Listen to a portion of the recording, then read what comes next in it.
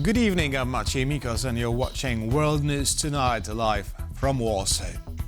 Russia attacks Ukraine with its biggest drone assault this year as peace talks in Abu Dhabi resume tomorrow.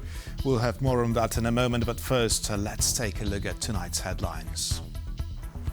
Poland detains a Russian spy located in the heart of its defense ministry. The West debates boosting its Arctic deterrence capabilities. And Spain wants to ban social media for users under 16. 500 Russian drones and missiles attacked Ukrainian cities last night in the biggest strike of its kind this year. Russians are not serious about peace, said NATO Secretary General Mark Rutte in Kyiv on the eve of the next round of negotiations between the Kremlin and Ukraine in Abu Dhabi. Paweł Trzaskowski has this report. This was the largest attack on Ukraine's energy infrastructure this year. The US brokered ceasefire on energy targets is no more. Where are these talks they promised? They have claimed to agree on negotiations and even on some form of ceasefire. So where is it? It never existed. It isn't coming, and it isn't here now. The promise that was reportedly made by Vladimir Putin to Donald Trump unfortunately did not materialize. Overnight, Russia unleashed brutal attacks on civilians and civilian infrastructure in Kyiv, Odessa and other cities. In the eastern city of Kharkiv alone, more than 100,000 citizens have been left without heating. They gather at heating points for some hot food and a quick recharge. It's dark and cold. No power, no heat. I just want to write something to my family. The connection is very poor. No internet, no electricity, nothing at all. The overnight strike was also one of the largest this winter. More than 500 missiles and drones were launched into Ukraine. And this attack came right after the last bout of optimism from US President Trump. I think we're doing very well with Ukraine and Russia. For the first time I'm saying that. I think we're going to maybe have some good news. The severity of Russian attacks in recent days is certainly not good news ahead of renewed attempt at peace talks.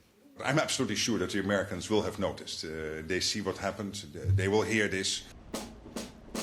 But while visiting Kyiv today, NATO Secretary Mark Rutte also said that tough choices will be required to reach a peace deal, as envoys from Kyiv, Moscow and Washington are set to meet again on Wednesday in Abu Dhabi.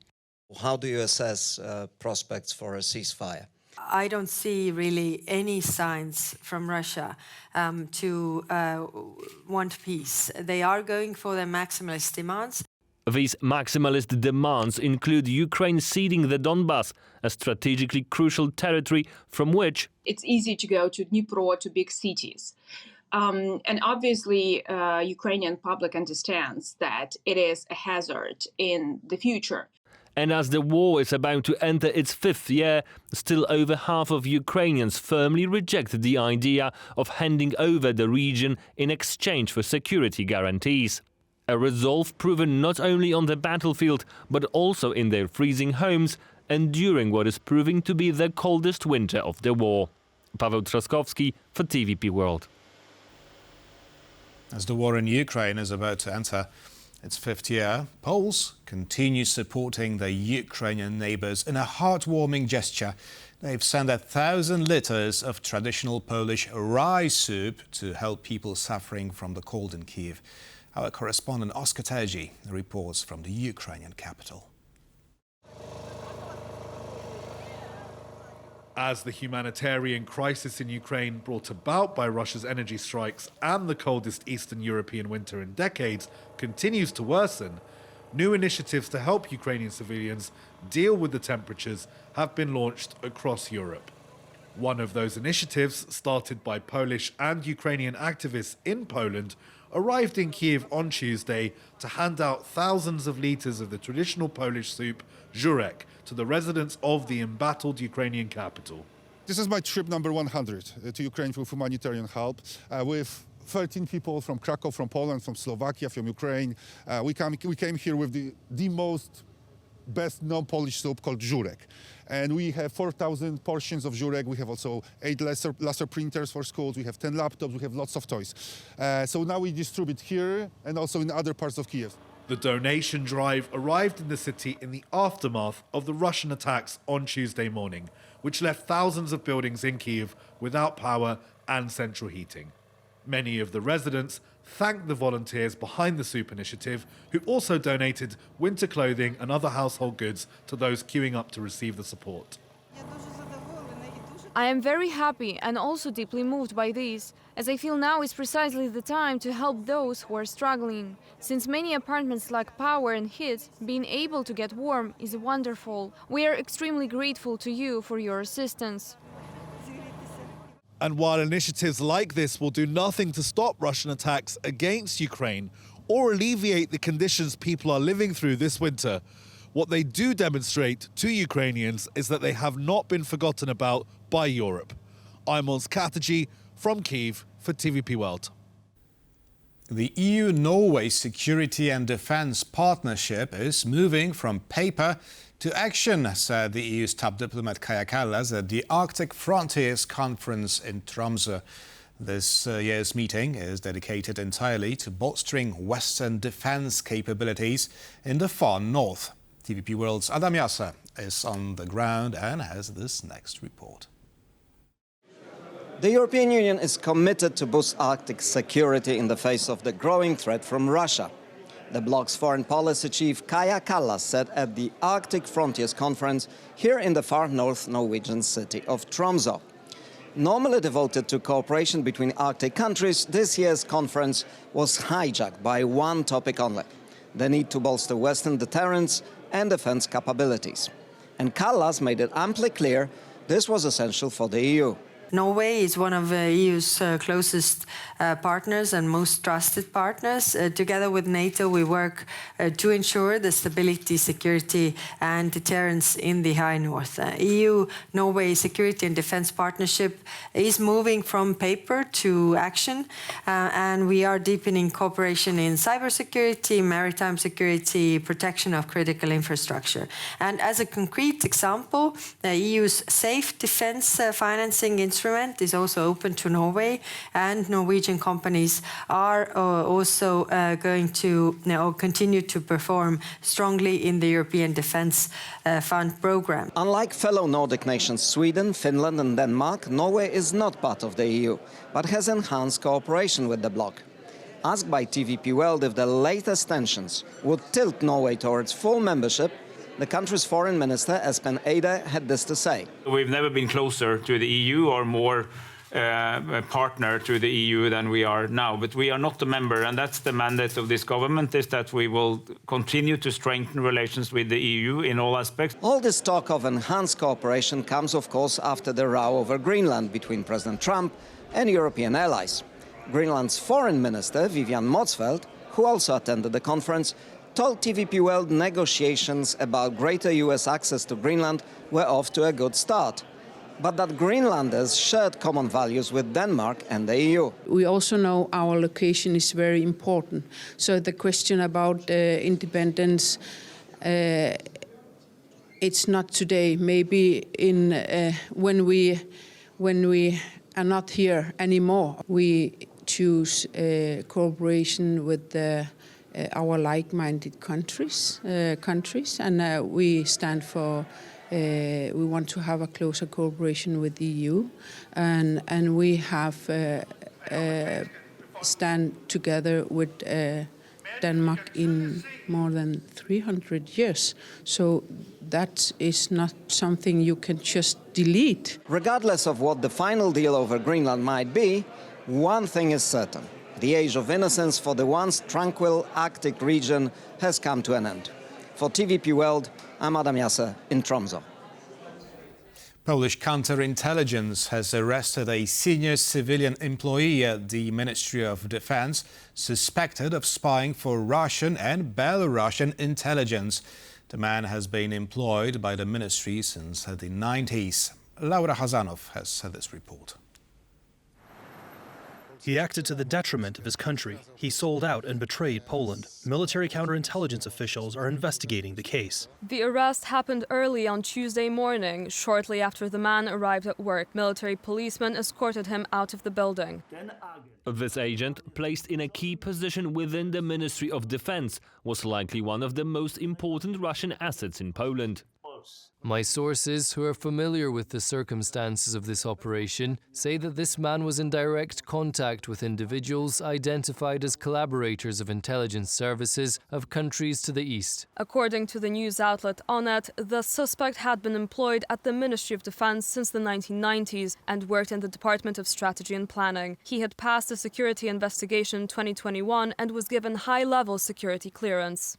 He was placed in a position that gave him access to virtually all classified information. A person working in the planning unit would have extensive knowledge about the situation in the country. Poland has become a key target for foreign intelligence operations.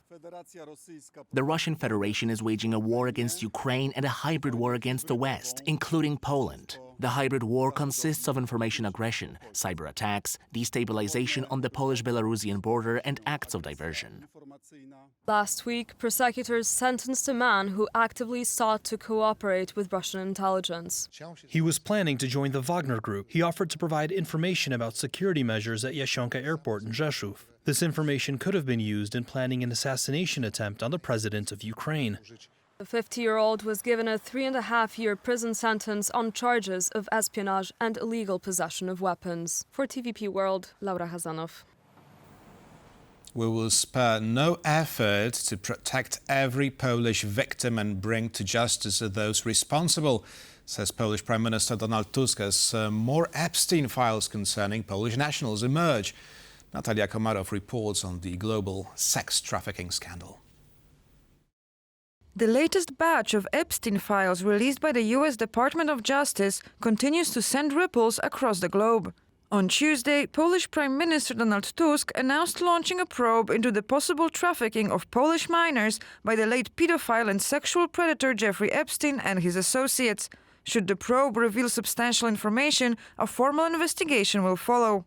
We cannot and will not allow any instance of abuse of Polish children by the organizer of this hellish ring, Mr. Epstein, to go unanswered. We will spare no effort to protect every Polish victim and bring to justice those responsible.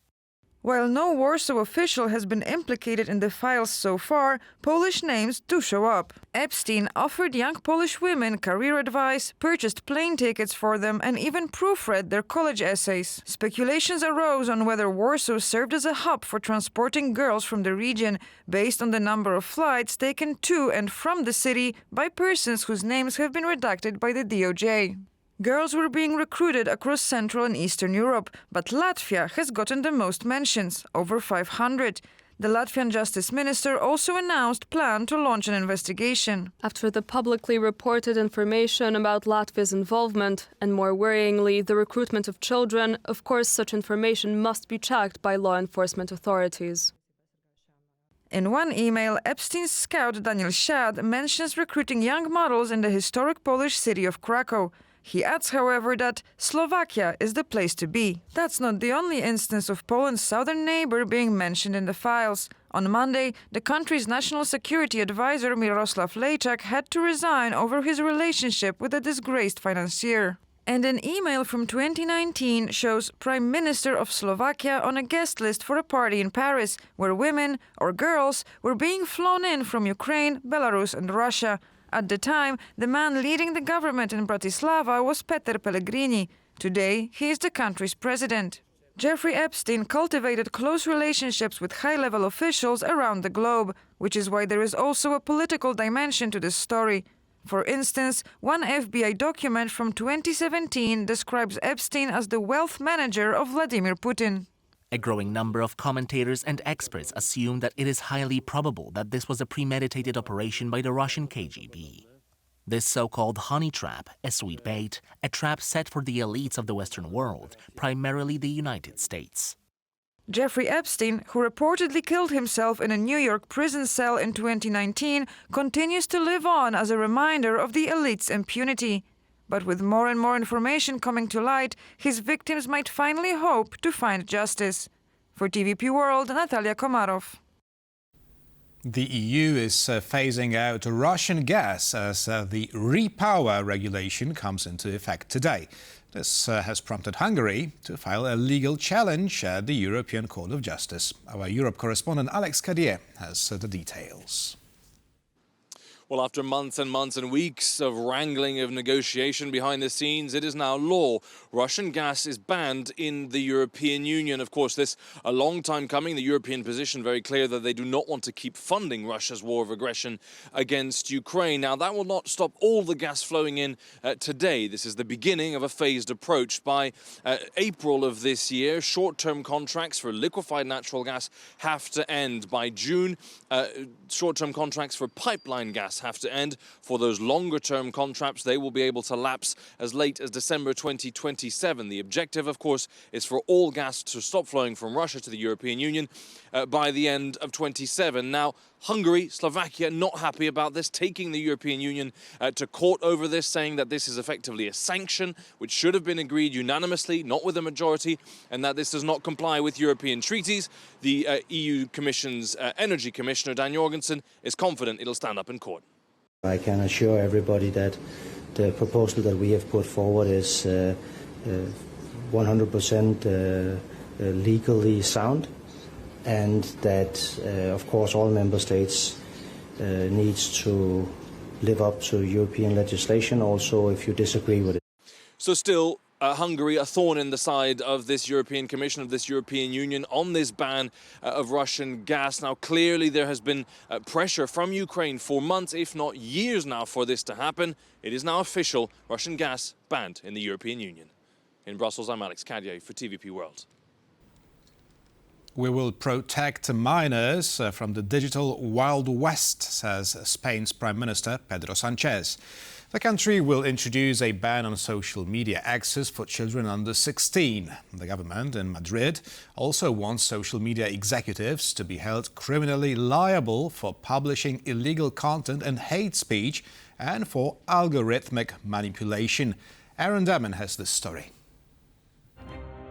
In Spain, a social media siesta for the country's under 16s. Today, our children are exposed to a space they were never meant to navigate alone. A space of addiction, abuse, pornography, manipulation, violence. We will no longer accept that. We will protect them from the digital Wild West. A dramatic hard line from Spain's Prime Minister, following the lead of Australia, which became the first country in the world to ban the online platforms for minors in December. We can announce that this is working.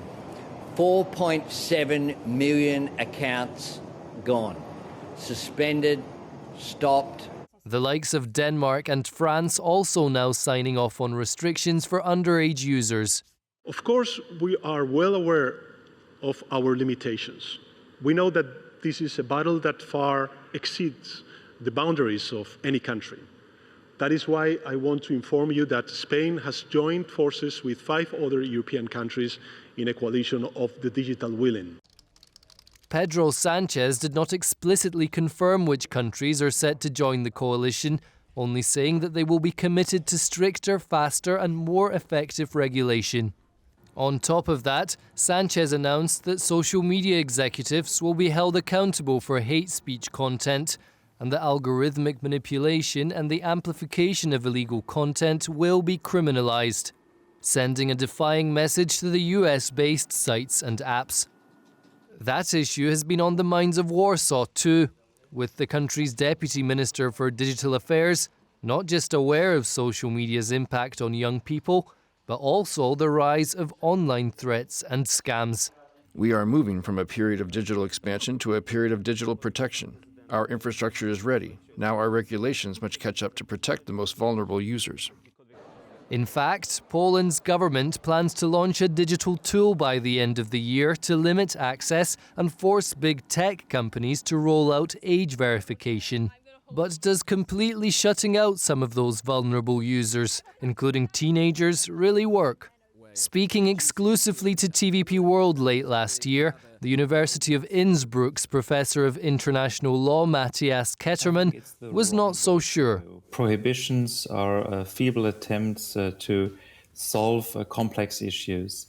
Rules are important, and we have good approaches towards making sure that children are safe online.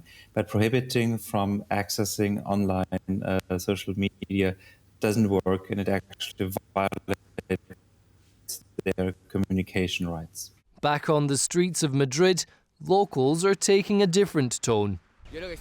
I think it's fine, yes. It's a good measure to encourage children to play with each other and not be on their mobile phones in parks, which I think is terrible, to be honest.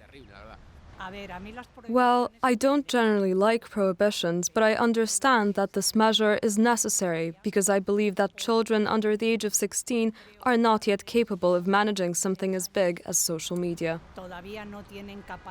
Opinions divided as governments grapple with the changing digital world. By signaling Europe's weakness, NATO Secretary-General Mark Rutte has increased the risk of a war with Russia. Gavan Walsh writes in an article you may find on our website, tvpworld.com. And to talk about it and more, we're joined by the author himself, Gavan Walsh, CEO of Article 7 Intelligence for Democracies and Foreign Affairs Analyst, is with us. Good evening. Good evening. Now, before I ask you about what you have written in your article, first about the Russian gas. So import ban on Russian gas in the EU is coming into force today. How will it affect Europe's security? Well, it's good that this is finally taking place. It's taken 4 years of war before we've got to this stage, which is really a bit too late. But it will help reduce the amount of money that goes into the Russian war effort. Together with sanctions, together with attempts to intercept the Shadow Fleet, we can slowly tighten the noose on Russia's war economy and therefore make it more difficult to continue to fight the war. So it's a step in the right direction. It's a shame it's taken so long for that step to be taken, but it's at least some progress. Donald Trump says there are no plans to cut the number of U.S. troops in Europe, adding that the U.S. has good relations with Europe. What does it mean for the continent's security? Well, I mean, there's a National Defense Authorization Act, which requires the U.S. to keep at least 75,000 troops in Europe. It requires them to set up a Baltic Security Initiative. What you're seeing in the U.S. is you're seeing a tussle between the Trump administration on the one hand and the Congress and the security establishment on the other. So Europe has many, many friends in the United States. They're just not necessarily in the White House, but they're in Congress, they're across the country, and they have been ensuring that the underlying elements of the transatlantic relationship can continue, and after Trump leaves office could eventually be revived. This is very important because Trump himself is a destructive force and is doing his best to weaken that relationship that has done so much for Europe and for the United States for 70 years now. And you pay much attention to these relations in your article. So, in your article on our website, you criticize NATO Secretary General for saying that Europe can only dream about defending itself without the American military support. Now, is Mark Rutte's assumption incorrect? Yeah, I mean, what he was trying to say first was saying, look, that Europe needs the United States needs Europe. He was trying to say there's a mutual dependency there, but then he got a bit carried away. And then he started saying, well, hold on. He started to talk about 10% of EU GDP. Now, 10% of EU GDP is about $3 trillion dollars, which would be 3 times the American defense budget. It's quite clear that the American defense budget is used not only in Europe, where it is supported by Europeans, but it's also used around the world to defend it. There's no way Europe would need that much money to be able to defend itself against Russia, which after all has an economy the same size as Belgium and the Netherlands. Yes, things are a lot cheaper to get in Russia, and yes, they're willing to send cannon fodder into battle, which we would not be. But it's quite clear that we have the industrial capacity and we have the economic resources to be able to defend against Russia on our own. Yes, we need time to rearm, and we've started doing that. Rheinmetall is producing 1.5 million shells a year now. That's actually more than the entire American artillery industry is producing. We're developing fighter jets. We're building more of them. We're increasing our stockpiles, which is critical. And we're also advancing in areas like air defense missiles where we had a gap. Yes, there are gaps to be filled, particularly in intelligence, but these are things that are within Europe's capability to fill. The hardest thing, obviously, is nuclear weapons because it's politically controversial, but it's not technically beyond European powers. There are already 2 European nuclear powers in France and the UK. France also has the missiles, although the UK uses American missiles for its nuclear warheads. This is within our capability, and it's absurd to suggest that it's the kind of thing that we'd be dreaming about. It requires some effort, but it's effort that European countries are starting to make, and it's effort that the European Union collectively is also trying to support. Maybe you misunderstood the NATO Secretary General, because I think he was talking about the current situation, not about the future, however distant it may be, because it will take time definitely to rebuild Europe's deterrence capabilities, because after all, what can money save you from if you don't have an army ready to react right now, right? To the we have 2 million soldiers under arms in Europe. We have in European militaries we have more than 1,500 fighter jets. We have more artillery than the Russians. That's actually chiefly thanks to Finland. But we actually can mount a defensive operation against them already. There are again some gaps that will make it more difficult than it should be. But we have the capability. It's just that we haven't been preparing for many years. But we must also remember that Russia is currently bogged down in a war in Ukraine. It's losing 30,000 men a month. It has had most of its armored formations destroyed in that war, significant chunks of its air force also destroyed. Russia isn't fighting with a clean military capability. It's actually fighting with a pretty degraded capability. So realistically, it would be talking about the Europeans defending themselves against Russia with the support of Ukraine. And Ukraine can do this itself. It's very difficult for Ukraine, but it's doing it with only 100 billion support from Europe every year. Europe has a resource that vastly outrange this, and we're also starting to see efforts to increase the size of armed forces. Though again, we would fight a bit differently from Russia. We wouldn't use manpower in the same way they would do. We would use more technology. We would use air power, where we have a significant advantage when you consider Europe as a whole. Even if you consider the Nordic countries plus Poland and the UK, they can numerically get pretty close to Russian number by number of fighter jet aircraft, but they also have better ones than Russia does. So I think he was being unreasonably pessimistic. The best interpretation we can say is how long it would take us to develop a nuclear capability equivalent to Russia's. But we don't need to do that. We need to deter Russian aggression. We don't need to match their ability to deter the American nuclear arsenal, which is a Russian concern, but it's only relevant in the nuclear arms race between Russia and the United States. Well, the front line may be in Ukraine right now, but Russia is quite active in Europe as we speak. Now, today we had this case in Poland where an employee of the defense ministry was detained over spying for Russia and Belarus, maybe for decades. Now, how big is the scale of Russia's covert operations in Europe, and how much threat do they pose to our collective security? I mean, it's very large, and it's been going on for a long time. And, you know, you see things like former Chancellor of Germany running Gazprom. There are numerous senior figures that have been suborned by the Russian security services over decades. And they obviously engage in conventional intelligence operations too. And they engage in sabotage, they engage in propaganda. All these things are part of Russia's attempt to divide and confuse its European allies, because the fundamental fact here is that although Russia is bigger than any one single other European state, when even 2 or 3 major European states gets together, they outmatch Russia economically, politically.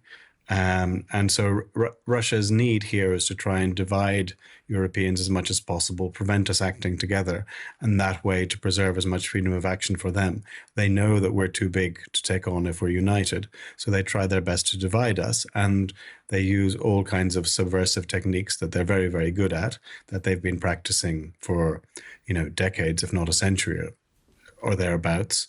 That they used very effectively in the 1940s, and they're trying to use them again. They've sent huge amounts of money in to try and affect the Moldovan elections, for example.